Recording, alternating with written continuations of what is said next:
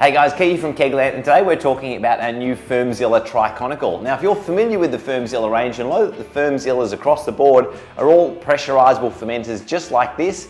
They're clear so you can see what's going on inside them. The other thing is with the conicals, they've got a cone base and some type of butterfly valve at the bottom so you can dump all the stuff out of the cone and then, rack off yeast, for instance, or take out hops that are settled out of solution. So they've been an awesome fermenter used all around the world by thousands and thousands of people, and I think they're actually the world's highest selling fermenter, to be honest with you. Now, historically, what we've had with the FermZilla, pressurizable fermenters is a base on the tank that looks like this. And that's simply because it's all we could make. Like, we have searched high and low for blow molding machinery manufacturers to manufacture this vessel for us, but it's only up until recently that we've been able to do it, and it's been due to a lot of R&D and a huge amount of investment into the tooling which can make this new cone shape. But previously what we had was just a hole that we had to cut in the base of the tanks. And what we would then do is have to fit this type of assembly to seal it up. So we would typically have a cone-shaped seal which you drop in the top of the fermenter, which has a rubber seal on the base like that. Now this drops in, and then you would do a coupling nut from the underside like that and literally wedge to the body of the fermenter in between these two components. Then what we would do is do up the butterfly valve like that with a thread, and away you go. Now certainly many people loved it. These have been used all over the world, and many people have made award-winning beers using this equipment. However, we did get a few complaints that some people would sometimes get this ring and they would jam it on, firstly. The second thing is some people would get this and sometimes jam that on in place. And then thirdly, some people would complain a little bit that every now and then they would get some hops and yeast that wouldn't travel all the way down the cone and go directly down the dump valve. So that was a little bit frustrating, because sometimes this little rubber lip here would just catch just enough hops and yeast on this ledge that it just wouldn't go down. Now granted, it wasn't a large amount of hops and yeast. We're talking about very small amounts here, which are just sort of get to that sort of angle of repose on the side of the fermenter and just not quite go in there. But it was one of those things that we wanted to fix. So through a lot of R&D and tooling, as I was saying, we came up with this new design, and I can tell you it is revolutionary. I think we're the only ones in the world with this new type of blow molding machine, which essentially has a very complicated blow cavity. So this new machine has enabled us to blow the body of the fermenter, and it has a seamless transition from the cone down into a 3-inch Triclova ferrule. That's right, it's a large 3-inch Triclova ferrule, meaning that pretty much nothing's going to block that thing up. We've used heaps of hops in there, like half a kilo, or that's like a pound of hops in the fermenter, and it still travels straight down that, doesn't get caught up on anything, and it's just such a smooth transition straight into the base of the tank. Now it's called a Tri-Conical because it's all Triclova fittings, not just the tank itself, but the other side of the butterfly valve where it connects into the collection container. So have a look at how easy this is to take apart. There's literally a 2-inch Triclova at the bottom here. Flick that open, and then I've taken off that collection container. If I need to take off this whole butterfly valve, undo the 3-inch Triclova like that, and the whole thing comes off like that. So honestly, it is so easy to take apart. Cleaning is a piece of cake. If you're cleaning this out, you can get our bucket blaster, which is an automated cleaning method. You just tip this upside down, it'll clean it out perfectly. Or if you just give it a good wipe with a sponge and a bit of sanitizer, that'll do the job as well. But because it's got this beautiful, Triclova ferrule base, it's just so much easier. So this is one of those videos I'm excited to get into the detail and tell you all about it. So let's get straight to it.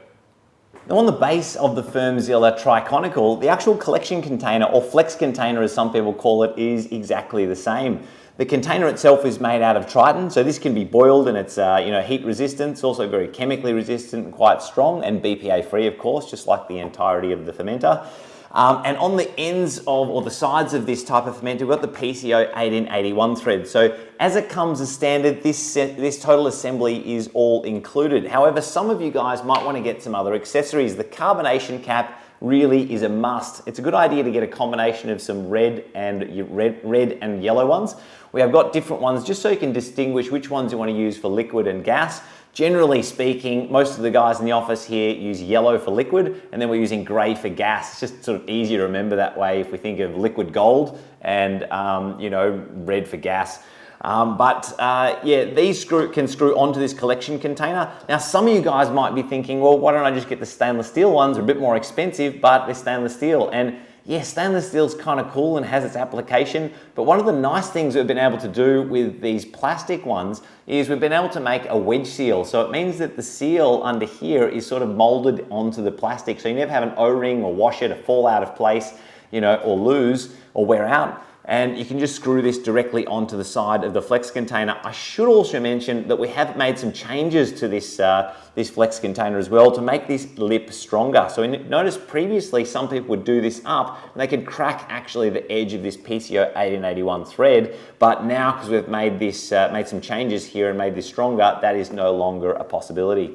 The other thing I should say with stainless, there is a washer in the stainless one. So if you're using one of the stainless carbonation caps, and if you over tighten it, the washer can actually sometimes fall out of place. So it is kind of a negative, but obviously having the seal molded in place, it can't fall anywhere. It's basically held captive in exactly the right position. So I kind of prefer the plastic ones, to be honest with you, even though they're cheaper and even though we make less margin in them, quite frankly.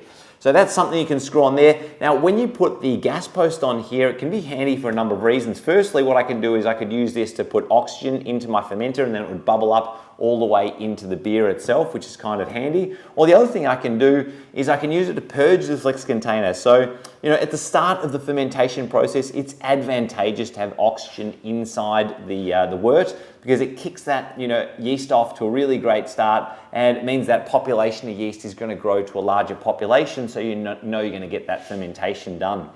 However, once you've been through that aerobic part of the fermentation cycle, you really want to limit the amount of oxygen in the fermenter, and that is one of the great benefits of using a pressurizable fermenter in general. So what you can do, for instance, with this flex container is if I wanted to add hops into this flex container, so let's say I wanted to drop some hops in here, for instance, like this. So what I would do is I would get the hops into this collection container down here. Then what I could do is I could purge this with CO2 and maybe crank the pressure up to around about 3 bar. Now obviously this butterfly valve would be closed like that when I'm doing this. So I'd hit this with 3 bar worth of pressure or around about 35 PSI. And then what I do is unscrew this cap and let the gas out. I could repeat that process 2 or 3 times and I'd be getting my oxygen level down below 1%. So I'd be significantly reducing the oxygen inside those hops before I open this valve up like that and then let these hops travel up through the fermenter and infuse through the rest of the beer. Now, another handy little accessory if you wanted to upgrade is this little device. This is a PCO 1881 thread to a ring pull pressure release valve. Now, these pressure release valves are all compatible with the top of the fermenter, even your keg system. However, it's good to make sure that you've got the right color-coded pressure release valve. The red ones are our 35 PSI or 2.5 bar rated pressure release valve. So if you screw these onto the collection container like this, what you'll be able to do is instead of having to unscrew and screw up this, you could put gas in here and then just simply pull the pressure release valve a few times to purge out the hops. Now that's one way to purge out hops. It also can be used as a way to put yeast into the fermenter. You can actually put yeast in here, open up the valve and then drop the actual wort on top of the yeast and get that in there. Or of course, if you've collected yeast, like in this instance, like I've already got a cider in this fermenter here, and you can see how well that yeast has traveled down the cone. It hasn't got stuck on that, rubber cone seal that we used to have, and it's gone right down through this large 3-inch Triclova opening into this 2-inch Triclova opening and down into this collection container. So I can literally remove that. I could put a 2-inch Triclova end cap just on the top of that to keep the yeast sort of sealed from the environment, and then when I went to come to ferment, I could move that across to another fermenter, attach that on there and open up this vessel here and drop that wort or cider or whatever it is I'm fermenting on top of the yeast cake, and it will just take off straight away. So that's another cool thing that you can do. Now, to really appreciate how easy this is to take apart and clean, I'm going to zoom in with the camera here and actually show you how this works. What we've got here on the base of the fermenter is a 2-inch Triclova clamp. So that comes off and the flex container comes off like that. As I was saying a moment ago, you can then put an end cap on there like so, and then attach another Triclova clamp to seal that up. Now I've got a sealed container and I could have, for instance, collected yeast or something like that in there and save it for next time. The other thing I've got is on the bottom of this vessel, you can see we've got a butterfly valve. Now, butterfly valves are the most sanitary form of valve. They're way better than things like ball valves or other types of gate valves, simply because there's no cavities for stuff to hide. It's why we love using butterfly valves. It's why we've always opted to use them on things like the FermZilla. So with this butterfly valve, it's a little bit of an unusual butterfly valve in the sense that it goes from 2-inch to 3-inch, and we found that to be the optimum combination, because as you are drawing to a smaller and smaller orifice down through the cone, the 3-inch allowed you to really capture everything, even when you're doing huge amount of hops, which you're dry hopping in from the top, like 300, 400, 500 grams of hops in a dry hopping session, for instance. It would still be able to get through that large opening. But then once it got down on the other side of the valve, we could reduce that to a 2-inch and it would still fall into the container like this really well. So that's why we've gone for this slightly unusually designed 3-inch to 2-inch valve. So when you undo the valve, it comes apart like that, and you can see that this whole Triclova valve you can stick into the dishwasher if you really wanted to wash it, or in sanitizer. It's made of glass reinforced polyketone, so it's really strong, highly chemically resistant, and it really will last you a lifetime. The other thing is on the bottom of the fermenter, you can see how we've made the base here. As you can see, we've got this singular piece of plastic which transitions from the cone inside and then into this Triclova ferrule. Now I should say also, we give you a special type of Triclova clamp, which is a 3-inch Triclova clamp, but it's a 3-piece, and that is a must. We did a lot of experimentation with this, and we just felt that the 3-inch had more contact points where it was coming in contact with the neck of the PET fermenter body, and it was necessary for us to get up to the right pressure rating. So if you're someone who's got heaps of Triclova clamps at home, just make sure to always use the 3-piece clamp like this with the base of the FermZilla, and not use things like these types of 2-piece clamps. They're the ones that look like this in literally 2 halves. So that's a thing I wanted to point out. Now, there is a tiny little fissure in here. Now, every single time I've used it, I've had no problem cleaning that out, and generally just rinse it squirt it out with the hose and everything comes out. But some of you guys, if you've got something stubborn which is dried up in there, you might want to get a toothbrush and just scrub around here. But as I said, I haven't found it necessary. I've found this absolutely a gem to clean, and it's so much easier than every conical fermenter I've had in the past. Now, as you can see, we've got 2 different sizes of the FermZilla Tri-Conical. We've got the 27 litre or 7 gallon, and we've also got the 55 litre or about 15 gallons. So, you're either doing a double batch or a single batch. Now, on the top of the FermZilla, they come included with this type of lid. Now, this is a basic type of lid, I suppose, for people not doing pressure transfers and pressurizing the vessel. However, to really get the most out of a pressurizable fermenter and get all the benefits of oxygen-free transfers and really reducing the oxygen exposure to a lot of those really sensitive beers like lagers and NEPAs and stuff like that, really you'd be crazy not to upgrade to the pressure kit. So as standard, you'll get that type of lid, and you'll also get a little conventional airlock. So pretty much if you've started off in home brewing, you see a lot of these types of things, and that can just go into the lid. So when you're fermenting, away you go, you fill that with a little bit of sanitizer and it'll get the job done. However, for a lot of people who are getting into more complex methods of brewing and really interested in brewing really fresh beers with very little oxygen exposure, it's hard to beat, honestly, going with something like our little blow tie unit here. So what'll happen is if you put that on top of the fermenter like so, you can make sure that there's always a little bit of head pressure. Now, you don't want enormous amounts of head pressure. There is a lot of data and research out there now to show that if you use too much pressure, then it can actually have negative effects on the brewing process. So really between about 5 or up to 15 psi max is the range where you really want to be in. and you know, 15 psi for carbonating, but for most of the brewing process, even like 2 or 3 or 5 psi is plenty. One of the benefits of using pressure and using a pressurizable vessel is the fact that you can get some CO2 absorb into solution. So if you did have to take the lid off or do anything, then it's going to be off-gassing almost straight away. And the other thing is, you know, if you happen to, you know, pour out a sample or go into another container or fill into another keg, as soon as you go into that keg, it's going to be off-gassing as well, creating a nice little CO2 blanket and pushing out oxygen at the same time. So that's enough about that. But with the standard lid, yeah, you might want to use these black caps if you're just, you know, using your gravity system. However, most of you guys are probably going to want to upgrade to these types of carbonation caps. So actually, even though they're different colors, they come out of exactly the same injection mold. And when you're using pressurizable fermenters, very soon you'll notice that it's kind of handy, especially with these types of fermenters, to be able to use your gas and liquid post on both of them, which is why we came out with these new colors. So we've got a liquid, which we generally use for, sorry, we've got a yellow, which we generally use for liquid, and we've got a red one, which we generally use for gas. So just think, you know, liquid gold, I suppose.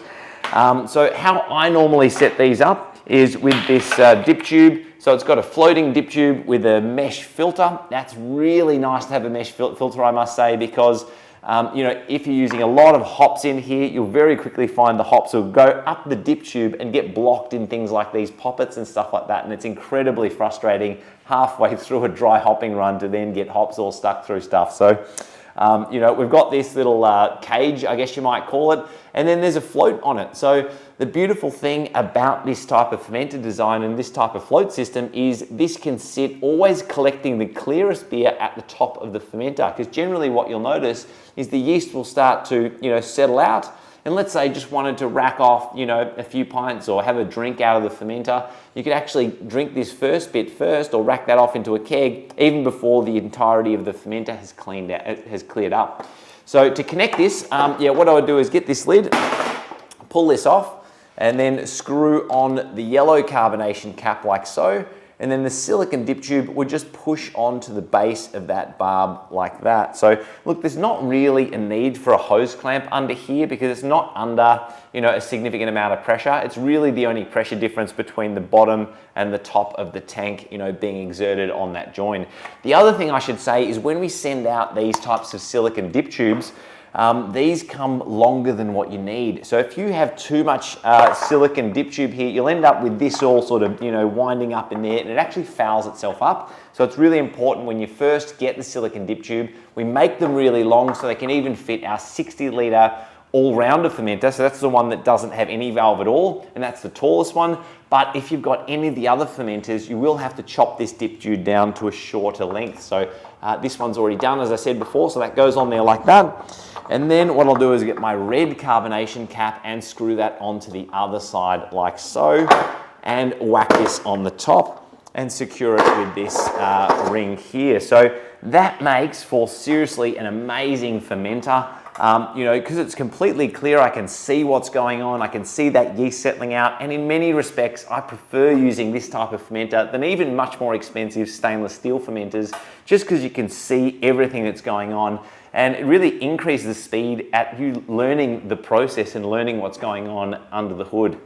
So a lot of you guys might want to upgrade from this standard lid to what we've got now, which is our 2-inch Triclova lid. So this is the lid here, which has a 2-inch Triclova opening. So what I could do is I could basically attach my, my yellow carbonation cap here with the dip tube like that, and the float, you know, just exactly the same as what I had on my previous lid.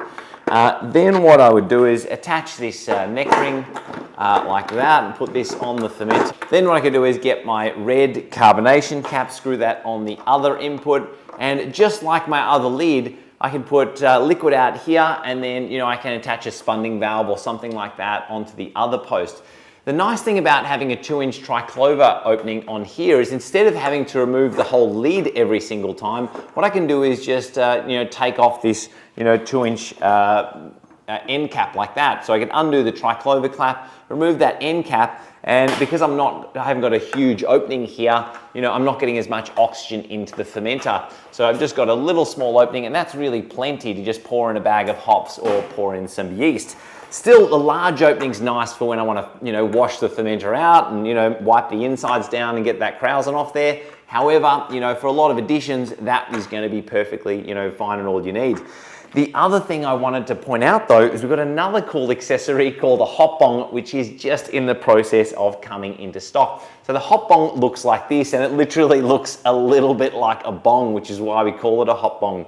So if you're going to use the hop bong, what you'd want to do is basically use this in conjunction with our FermZilla 2-inch to 2-inch FermZilla butterfly gate valve. So that's different to obviously the one on the base, which is 3-inch to 2-inch. So what I do is I attach that to the top of the fermenter like this with a Triclova clamp, like so. And now I've got this butterfly valve which I can open and close like that, and then I can put this hop bong on top like this. Now you're probably wondering, why am I putting the hop bong on here? And that's really because now I can make additions to my fermenter and purge the contents of whatever is in this hop bong of oxygen. So I can whack that on top. I can get this little clamp, 2-inch Triclova clamp on the top here, and do that guy up. Now, we did get lots of other customers, make add-ons and accessories and stuff like that out of sight glasses. So we've been selling more and more 2-inch Triclova sight glasses, but really they're not quite ideal. They're not designed to be used as a hop addition device like this. So we felt that it was necessary for us to injection mold a new product like this, which is the hop bong, and really with a gas port on the side, and that's ideally facing down in a position like this. So when I pour a bag of hops in here, you can see what happens. I've got this carbonation cap on here like that, which I screw on, and you can see what happens when I put the hops in there. At the moment, I've got like a 100-gram pack of hops in here, so I'm going to drop that in. You can see how much 100 grams goes up to here. So that's kind of filling to, just the base of the hop bong. So this is the 2-inch hop bong, as I said before. But we've also got a 1.5-inch hop bong. So the 1.5-inch hop bong obviously is a smaller diameter, so it's not going to hold as much hops. But let's get another 100-gram bag and drop that in as well.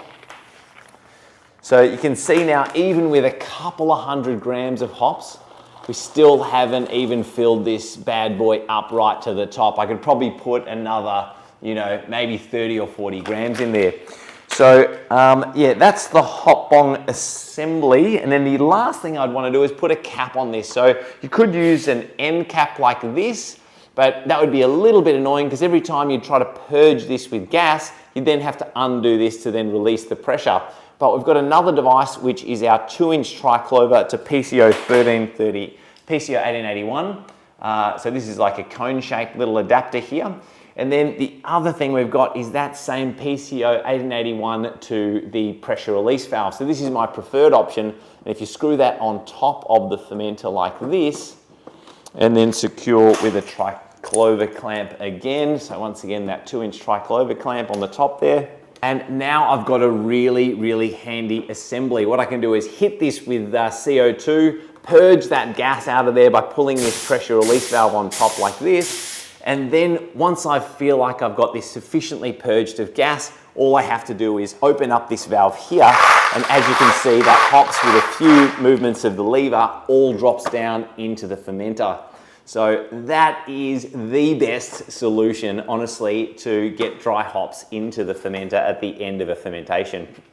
Well, that's it, guys. Hope you enjoy using the FermZilla Tri-Conical. I think in the next few years, this is definitely destined to become the world's top-selling conical fermenter. Look, I think it's got so many advantages over stainless steel in the sense that you can see straight in and see what's going on.